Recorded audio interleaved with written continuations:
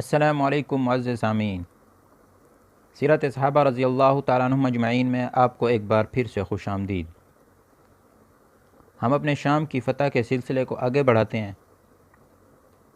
کہ جب رومیوں کے 8,000 کا لشکر سارا کا سارا شکست ہو گیا اور مسلمانوں کے پاس ان کا مال غنیمت مدینہ طیبہ میں پہنچ گیا تو حضرت ابوبکر صدیق رضی اللہ تعالیٰ عنہ نے ایک دوسرا خط اہل مکہ معظمہ کے نام اور اس کے مضافات والوں کے نام لکھا۔ بسم اللہ الرحمن الرحیم۔ یہ خط ابوبکر عبداللہ عتیق بن قحافہ رضی اللہ تعالیٰ عنہ کی طرف سے تمام اہل مکہ مکرمہ اور اس کے مضافات والوں کے نام ہے۔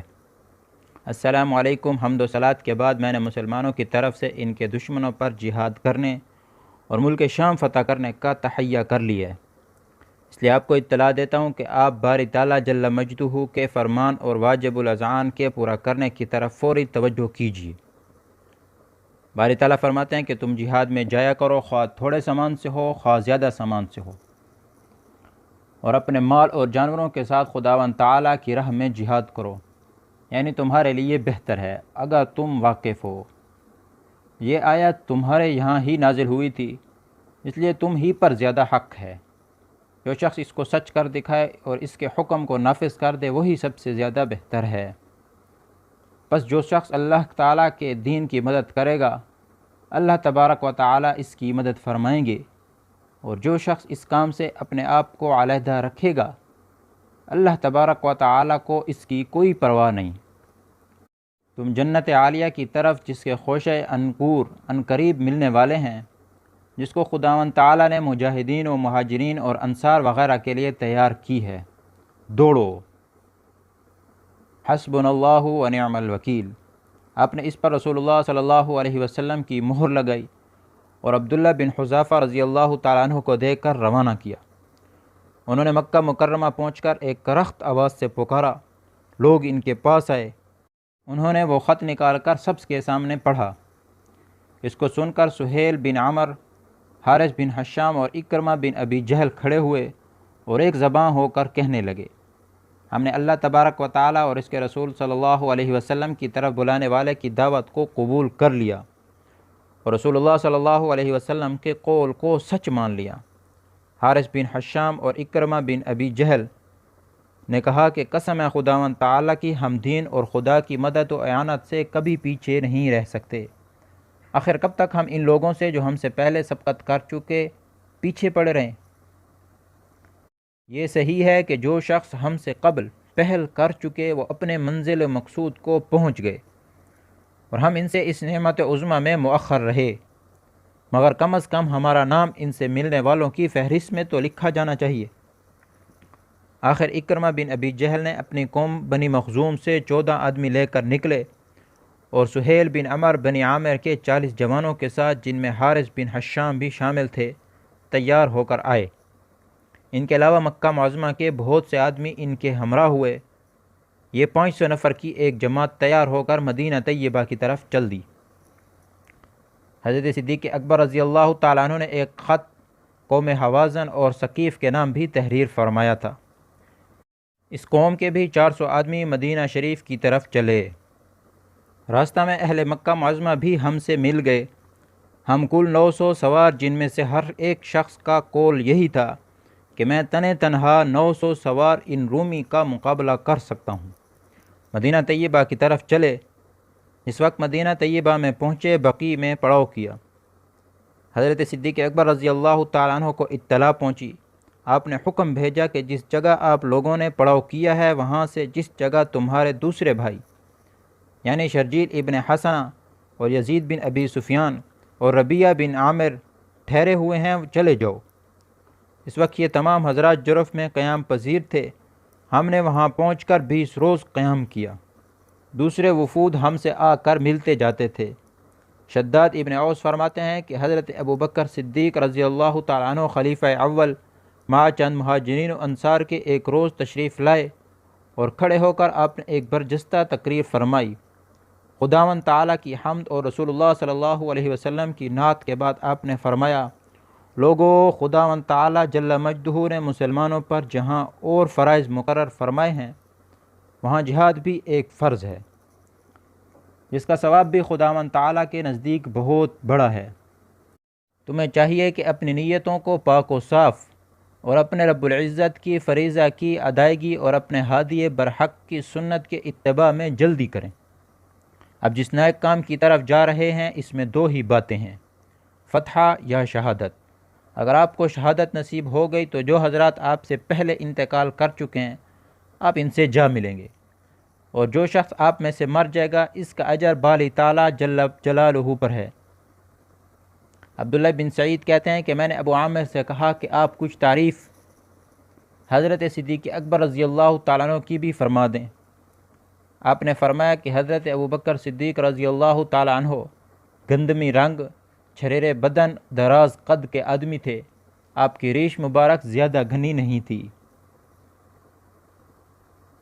حضرت ابوبکر صدیق رضی اللہ تعالیٰ عنہ نے ایک خط اسید بن سلمہ کلابی اور بنی کلاب کے نام بھی ارسال فرمایا تھا جس میں جہاد و روم کے لیے دعوت دی گئی تھی۔ یہ لوگ جمع ہوئے اور ضحاک بن سفیان بن عوف نے کھڑے ہو کر ایک تقریر کی اور قوم کلاب کو مخاطب کرتے ہوئے فرمایا، اے حضرات بنی کلاب، آپ تقوی کو اپنا شعار بنائیے اور خلیفہ رسول کی آواز پر لبیک کہتے ہوئے دین محمد صلی اللہ علیہ وسلم کی نصرت کے لیے تیار ہو جاؤ۔ یہ سن کر ایک بوڑھا شخص جو چند مرتبہ ملک شام کی سیر کر آیا تھا کھڑا ہوا اور کہا کہ ضحاک، تو ہمیں ایک ایسی قوم سے لڑنے کی ترغیب دیتا ہے جن کے پاس عزت، قوت، نیز سامان حرب اور بے شمار گھوڑے موجود ہیں۔ اہل عرب میں اتنی طاقت کہاں ہے کہ وہ باوجود قلت تعداد اور ضعف کے ان کے مقابلہ کر سکیں۔ آپ نے فرمایا کہ رسول اللہ صلی اللہ علیہ وسلم کی فتوحات فوج کی زیادتی اور سامان حرب کی کثرت پر نہ تھی بلکہ اعلاء کلمۃ اللہ پر تھی، جس کے لیے آپ صلی اللہ علیہ وسلم مبعوث فرمائے گئے تھے۔ غالباً آپ حضرات کو یاد ہوگا کہ جنگ بدر میں آپ صلی اللہ علیہ وسلم کے ساتھ کل 313 آدمی تھے جنہوں نے ان قریش کے ساتھ، جن کے پاس بہت سا لشکر، سامان حرب، گھوڑے اور بہت زیادہ اسلحے تھے، مقابلہ کیا، اور اسی پر کیا منحصر ہے۔ جب تک آپ صلی اللہ علیہ وسلم دنیا میں تشریف فرما رہے، فتح برابر اور آپ کے پیر چومتی رہی اور نصرت ہمیشہ پا بے رکاب رہی تھی۔ نیز آپ صلی اللہ علیہ وسلم کے خلیفہ حضرت ابوبکر صدیق رضی اللہ تعالیٰ عنہ کو دیکھیے۔ جس وقت آپ خلیفہ مقرر ہوئے تو آپ نے خود اپنی آنکھ سے دیکھ لیا کہ مرتدین کو کس طرح تلوار سے مغلوب کر دیا۔ آپ یاد رکھیے کہ جب تک قبیلہ حیر اور قبیلہ طے کی طرح مسلمانوں کی امداد نہیں کرو گے، اس وقت تک خلیفہ رسول صلی اللہ علیہ وسلم اور تمام مسلمانوں کی آنکھ میں عزیز نہیں ہو سکتے۔ میں تمہیں خداوند تعالیٰ کی قسم دیتا ہوں کہ تم عرب میں اپنی قوم کو ذلیل مت کراؤ۔ تمہارے پاس بنسبت دوسرے عربوں کے زیادہ گھوڑے اور اونٹ موجود ہیں، نستعداد لشکر اور اسلحہ میں بھی تم ان کے سے بڑھے ہوئے ہو۔ تم خداوند تعالیٰ جل مجدہ سے ڈرو اور خلیفہ رسول اللہ صلی اللہ علیہ وسلم کے حکم کے سامنے فوراً تسلیم خم کر لو۔ کہ جس وقت بنی کلاب نے حضرت ضحاک کی یہ گفتگو سنی تو آنکھیں کھل گئی، چلنے میں عجلت کی، اونٹوں پر علاوہ بار برداری کے خود بھی سوار ہوئے، عربی گھوڑے ساتھ لیے مدینہ طیبہ کے قریب پہنچ کر اسلحہ زیب تن کر کے گھوڑوں پر سوار ہو کر مدینہ طیبہ میں داخل ہوئے۔ حضرت صدیق اکبر رضی اللہ تعالیٰ عنہ اس وقت لشکر اسلام ملک شام کی طرف روانہ کرنے کے لیے باہر نکلے تھے۔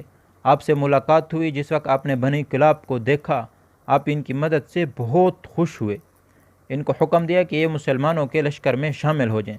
آپ نے ایک فوجی نشان ان کے لیے تیار کرا کر ضحاک بن ابی سفیان کے سپرد فرمایا۔ حضرت ضحاک کچھ گھوڑے اور اونٹ لائے تھے۔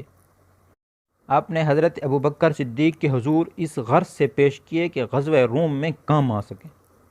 حضرت صدیق اکبر رضی اللہ تعالیٰ عنہ نے جب ان گھوڑوں کو دیکھا تو چونکہ تمام گھوڑے گرے تھے، آپ بہت زیادہ خوش ہوئے۔ فرمایا کہ میں نے رسول اللہ صلی اللہ علیہ وسلم سے سنا ہے، آپ فرماتے تھے یعنی یمن کے گھوڑے پچکلیان تیز ہوتے ہیں۔ کہتے ہیں کہ لشکر کے جمع ہونے سے ایک ہنگامہ اور شور برپا ہو گیا۔ اولاد مہاجرین انصار آ کر شامل ہو گئے۔ جرف میں ایک بڑا بھاری لشکر جمع ہو گیا۔ حضرت صدیق اکبر رضی اللہ تعالیٰ عنہ نے ارادہ فرمایا کہ اس تمام لشکر پر حضرت امین الامہ حضرت ابو عبیدہ ابن جراح کو کمانڈر ان چیف، تمام فوج کا افسر یعنی ہر اول پر سعید بن خالد سعید بن عاص کو، جو ایک شریف اور جوان شخص تھے، سردار مقرر کریں، کیونکہ سعید بن خالد نے حضرت صدیق اکبر رضی اللہ تعالیٰ عنہ کے حضور میں عرض کیا تھا، جس وقت آپ کا ارادہ ہوا تھا میرے والد خالد کو، جو جناب کی فوج کے افسر تھے، انہیں ہر اول کا سردار مقرر کریں، تو مسلمانوں نے اس کی مخالفت کی تھی۔ آپ نے ان کو معزول کر دیا تھا، حالانکہ انہوں نے اپنے آپ کو راہ خدا میں وقف کر دیا تھا۔ اس طرح میں نے اپنے آپ کو خداوند تعالیٰ کے راستے میں وقف کر رکھا ہے۔ میں نے ہمیشہ آپ کی دعوت اور بیعت کو قبول کیا ہے، کبھی سر متفاوت نہیں کیا۔ اگر اس وقت اس ہر اول دستہ کو میرے زیر کمان کر دیں تو مجھے امید ہے کہ واللہ باری تعالیٰ مجھے کبھی عاجز نہ دیکھیں گے، کیونکہ سعید اپنے باپ سے لڑائی میں زیادہ تجربہ کار اور اچھے شہسوار تھے، اس لیے حضرت ابوبکر صدیق رضی اللہ تعالیٰ عنہ نے انہیں ایک نشان مرحمت فرما کر 2000 سواروں پر مقرر کر دیا۔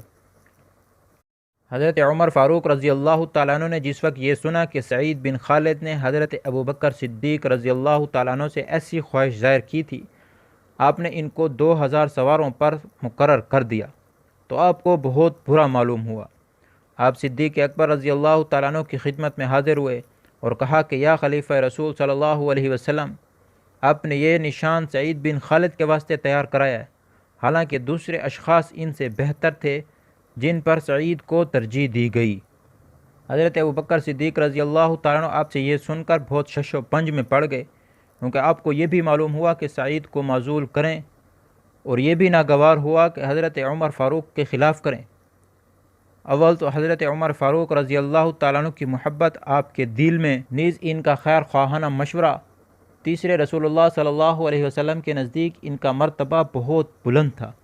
آپ گھبرا کر اٹھے اور ام المومنین حضرت عائشہ صدیقہ رضی اللہ تعالیٰ عنہ کے پاس تشریف لے جا کر تمام قصہ بیان فرمایا۔